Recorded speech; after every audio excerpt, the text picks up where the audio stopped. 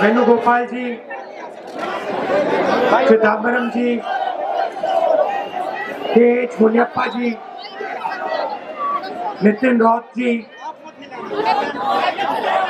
सुष्मिता देव जी, अनिल चौधरी जी,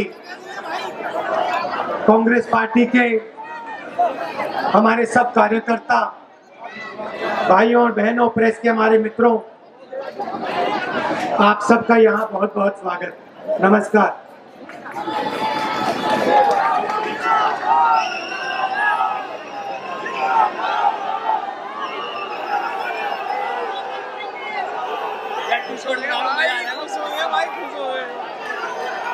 खुश हो गए भाई, ये बात भाई। हाँ सर।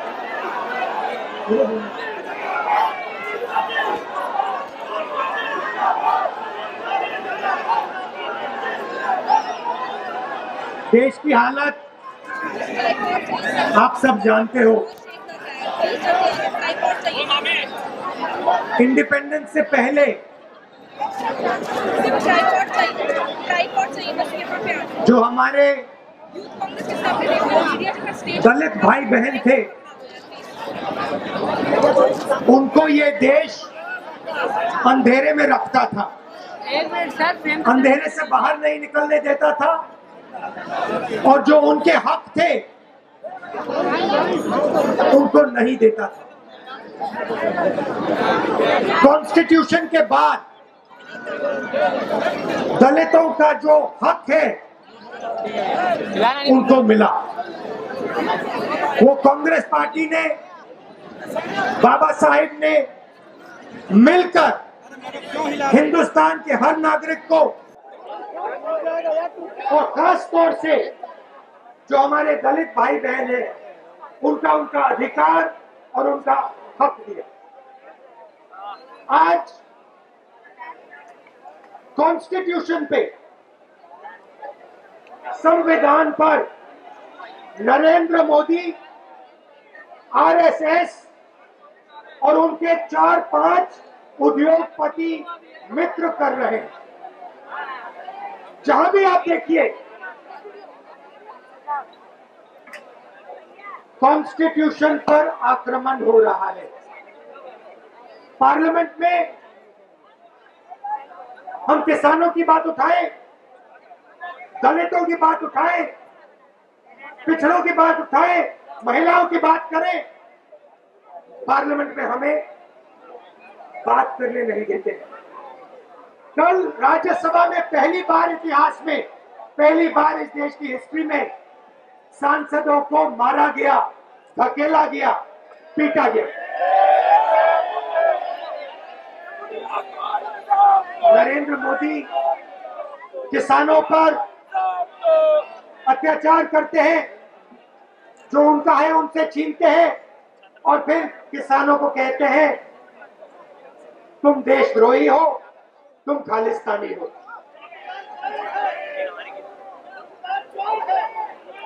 नोटबंदी की, जीएसटी लागू की,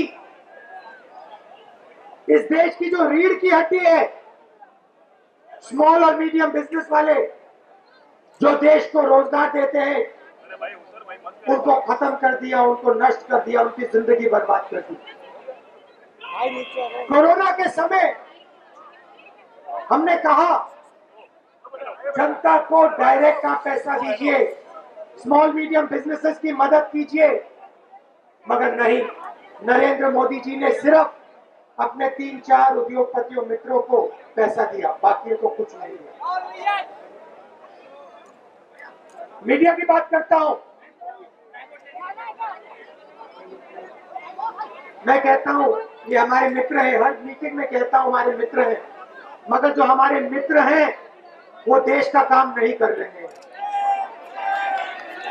वो 2-3 उद्योगपतियों का, नरेंद्र मोदी का और आरएसएस का काम कर रहे हैं। मगर भाइयों और बहनों देखिए,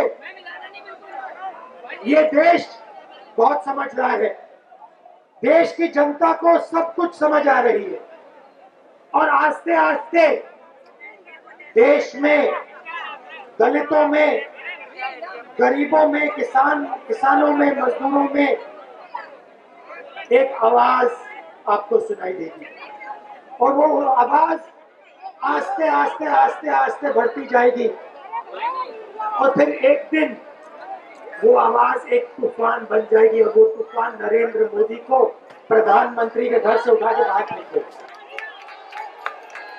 हमारा काम देखिए बाबा साहेब ने, महात्मा गांधी जी ने इस देश को क्या सिखाया? इस देश को उन्होंने सिर्फ एक बात सिखाई है। बहुत कुछ लिखा मगर सिर्फ एक बात सिखाई है और वो ये है कि डरो मत, डरो मत, डरो मत, इन कायरों से डरो मत।